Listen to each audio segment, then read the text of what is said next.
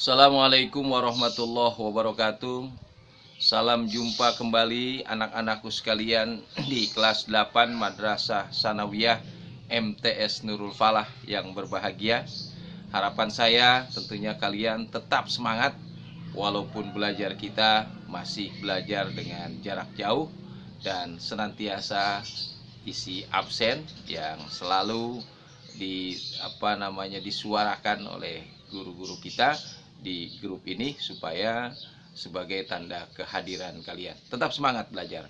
Nah, pada pertemuan kali ini di pelajaran fikih kita akan lanjutkan pelajaran fikih kita pada pertemuan yang lalu tentang haji dan umroh.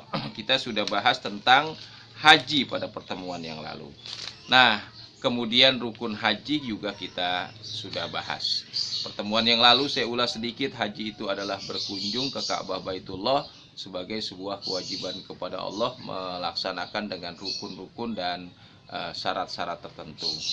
Nah, sekarang kita bahas tentang wajib haji. Jadi ada rukun haji, ada wajib haji. Rukun haji kemarin diantaranya apa? Ihram dari mikot. Kemudian apa? Wukuf di Padang Arafah. Nah, kemudian ada apa lagi? Ada tawaf, ada sa'i. Nah, itu rukun haji. Wajib haji sekarang yang dimaksud dengan wajib haji adalah bagian-bagian di dalam ibadah haji yang harus dilaksanakan. Jadi wajib haji itu bagian-bagian ibadah haji yang harus dilaksanakan selama menunaikan ibadah haji. Jadi bagian-bagiannya ya, pekerjaan-pekerjaannya yang mesti kita laksanakan dalam melaksanakan ibadah haji. Dan apabila ada yang tertinggal artinya tidak dikerjakan dalam wajib haji, maka bisa dapat diganti dengan membayar dam. Jadi bagian-bagian pekerjaan ibadah haji yang kalau tidak dikerjakan dapat diganti dengan dam. Beda kalau rukun. Kalau rukun tidak sah kalau tidak dilaksanakan, harus dilaksanakan. Nah, ini tidak dilaksanakan, maka harus membayar dam. Dam itu apa? Dam itu adalah denda istilahnya. Nanti kita akan bahas dendanya apa saja. Nah, dendanya nih berupa apa? Menyembelih hewan. Dan ibadah hajinya tetap sah setelah seseorang membayar dam atau denda itu. Wajib haji meliputi beberapa hal.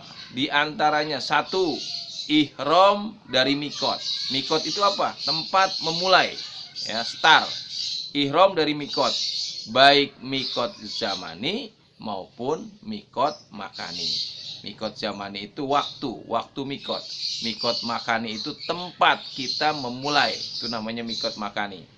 Mikot zamani ialah batas waktu pemakaian ihram. Jadi batas waktu pemakaian ihram itu namanya mikot zamani. Sedangkan yaitu kapan? Sejak tanggal 1 Syawal, ya, 1 Syawal sampai tanggal 10 Zulhijjah. Wah, lumayan. Itu namanya mikot zamani, ya, waktu kita memakai ihram.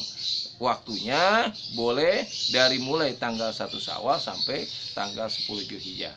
Sedangkan mikot makani ialah batas tempat menggunakan baju ihram. Jadi mulai menggunakan baju ihram. Nah, mikot makani yang dimaksud ini ada beberapa tempat. Tempat itu adalah nama daerah. Ya, kalau kita misalnya Asrama Brimob, Kelapa II, Hankam, nah itu. Kalau di sana pertama Mekah. Mekah itu mikot makani bagi penduduk asli Mekah. Jadi ketika mereka keluar dari rumah harus sudah berpakaian ihram. Itu buat orang Mekah, penduduk Mekah. Kemudian yang kedua Zulhulaifah atau Bir Ali.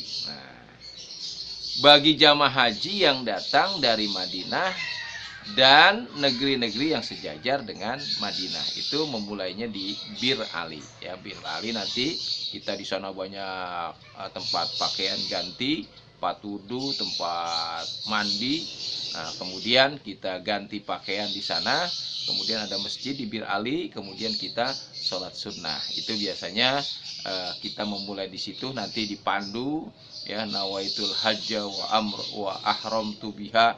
Nah, kita mulai di situ sudah larangan-larangan yang tidak boleh dilakukan ketika kita melaksanakan ibadah haji sudah dimulai pada saat itu. Itu di Bir Ali ya, buat penduduk yang datang dari arah Madinah. Kemudian ada Juhpah. Juhpah ini mikot orang yang datang dari Syam, Mesir, Maghribi, dan negeri-negeri yang sejajar. Kemudian yang keempat adalah Yalamlam. Jadi Yalamlam itu adalah nama daerah. Mikot orang yang datang dari arah Yaman, India, dan negara-negara yang searah, termasuk kita orang Indonesia. Biasanya kalau melewati Yalamlam, misalnya kita berada di pesawat, kita di tempat transit sudah memakai pakaian ihram, kita dipandu oleh pilot untuk niat untuk haji dan umroh. Biasanya niatnya di atas pesawat kalau itu kita melaksanakan ibadah umroh di atas pesawat di arah Yalamlam. Kemudian ada lagi namanya Kornul Manazil, mikot untuk orang yang datang dari Najd. Jatu Irkin, mikot yang datang dari Irak dan negeri sejajar. Adapun bagi penduduk yang berada di negeri-negeri di antara Mekah dan Madinah dan mikot tersebut, maka mikot adalah di negerinya masing-masing. Kemudian yang kedua, wajib haji adalah bermalam di Muzdalifah. Muzdalifah itu nama satu daerah gurun ya, yang ramainya setahun sekali.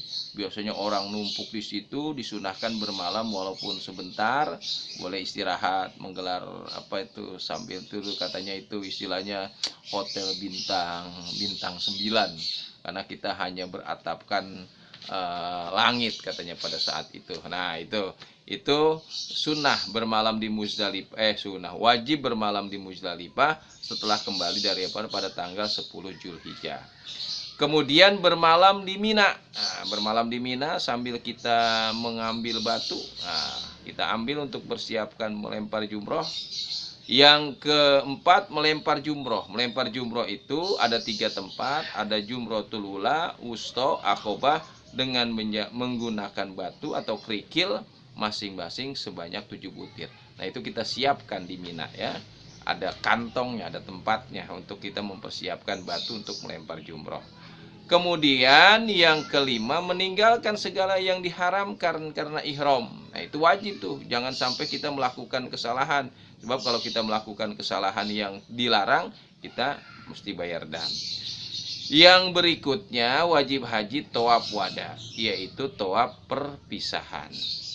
Ada hadis Rasulullah Shallallahu Alaihi Wasallam an Ibni Abbasin, umiron nasu ayyakuna akhiru ahdihim bil bait illa annahu khufifa anil mar'atil haid, rawahul Bukhari. Dari Ibnu Abbas, manusia disuruh supaya mengakhiri pekerjaan mereka dengan tawaf kecuali wanita yang sedang haid. Jadi kalau haid tidak dibebani dengan tawaf. Dan kemudian menjauhkan diri dari semua larangan-larangan haji. Nah, ini larangan-larangan haji yang mesti dilaksanakan, bagian dari pekerjaan rangkaian ibadah haji. Tetapi kalaupun tidak melaksanakan, dia dikenakan dam. Beda dengan rukun haji. Kalau rukun haji menjadi tidak sah hajinya. Ini mudah-mudahan menjadi wawasan. Suatu saat besar kalian akan melaksanakan ibadah haji umroh, dan tentunya bisa mengingat pada pelajaran fikih yang saya sampaikan. Kemudian berikutnya, setelah wajib haji ada yang namanya sunnah haji. Sunnah haji adalah perbuatan-perbuatan yang dianjurkan dilaksanakan oleh orang yang beribadah haji. Jadi pekerjaan yang dianjurkan untuk dilaksanakan oleh orang yang melaksanakan ibadah haji. Pertama, disunahkan mengerjakan hajinya haji ifrad.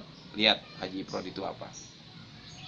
Kemudian yang kedua, banyak membaca talbiyah mulai sejak ihram sampai dengan melempar jumroh Aqobah pada tanggal 10 Zulhijjah. Banyakin baca talbiyah.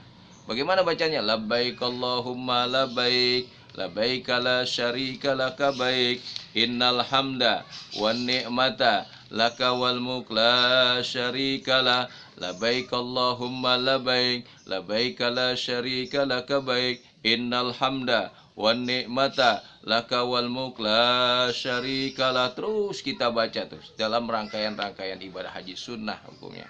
Ya, artinya apa? Aku datang memenuhi panggilanmu ya Allah. Aku datang memenuhi panggilanmu. Tidak ada sekutu bagimu ya Allah. Aku memenuhi panggilanmu. Sesungguhnya segala puji kenir segenap kerajaan dan milikmu tidak sekutu bagimu ya Allah. Tidak ada sekutu bagimu ya Allah. Kemudian membaca doa setelah baca talbiyah. Ada hadis Rasulullah Shallallahu Alaihi Wasallam an Khuzaimah bin Sabit anna Nabiya Shallallahu Alaihi Wasallam idza faragha min talbiyatin sa'alallahu azza wa jalla ridwanahu wal jannah wasta'adza bi rahmati minan nar. Rawahu Syafi wa Darqutni. Dari Khuzaimah bin Sabit bahwasanya Nabi apabila beliau selesai membaca talbiyah, beliau berdoa meminta keridhaan Allah dan supaya diberi surga, minta perlindungan kepada Allah. Nah, doanya Allahumma inna nas'aluka ridhoka wal jannah wa na'udzubika min sakhatika wan nar. Rabbana atina fid dunya hasanah wa fil akhirati hasanah wa qina adzabannar. Kemudian sunnah tawafnya tawaf kudum. Apa tawaf kudum? Tawaf pertama kali datang ke kota Mekah. Ketika datang ke kota Mekah, mengucapkan selamat datang, kita tawaf mengelilingi Ka'bah, itu namanya tawaf kudum. Kemudian menunaikan sholat sunnah 2 rakaat setelah selesai tawaf kudum. Sholat sunnah 2 rakaat. Kemudian sunnah juga mencium Hajar Aswad. Ya, Hajar Aswad, wah kumpulan orang banyak. Ya, saya walaupun beberapa kali sudah ke Mekah, ya sudah melakukan tawaf, ya belum kesampaian melaksanakan mencium Hajar Aswad. Tapi mudah-mudahan doakan kalian suatu saat saya bisa mencium Hajar Aswad, dan saya doakan kalian juga bisa berkunjung ke Baitullah. Nah, ini adalah sunnah-sunnah ketika kita melaksanakan ibadah haji. Pertanyaannya kepada kalian semua, pertama, apa perbedaan rukun haji dan wajib haji?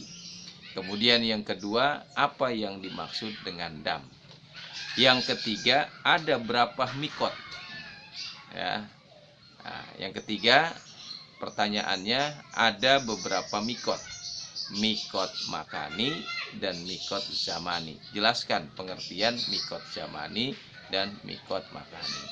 Kemudian yang keempat, ya, pertanyaannya adalah di mana orang Indonesia memulai memakai pakaian ihram.